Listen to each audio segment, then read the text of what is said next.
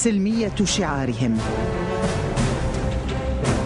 وهذا دليل سلميتهم. بشكل سلمي يتظاهرون.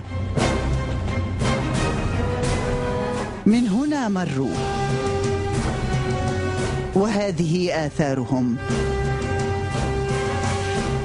لا سلاح بحوزتهم، ولا القتل غايتهم، ولا التمثيل بجثث الشهداء مهنتهم. وهنا دليل مقولتهم: قناصات وبنادق متطورة وذخائر هي بعض من الأدوات والمعدات السلمية التي يستخدمونها.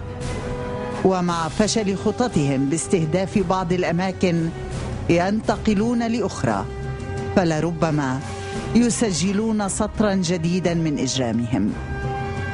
مجموعة من المهربين وقعوا في قبضة الأجهزة الأمنية في محافظة اللاذقية، يستقلون شاحنة كبيرة ملأوها بالأسلحة المهربة، محاولين نقلها من قرية خربة الجوز التابعة لمنطقة جسر الشغور إلى اللاذقية لدعم بعض المسلحين هناك.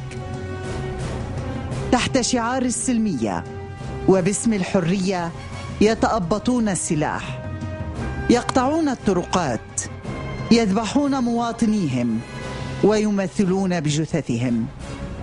أمر لم يعد خافيا، بات واضحا كالشمس، وهو ما أكده البروفيسور الكندي ميشيل خوزدوفسكي حين قال إن هناك أدلة واضحة وبراهين على وجود عملية تلاعب إعلامي وتزييف هائل تجاه الأحداث التي تشهدها سوريا.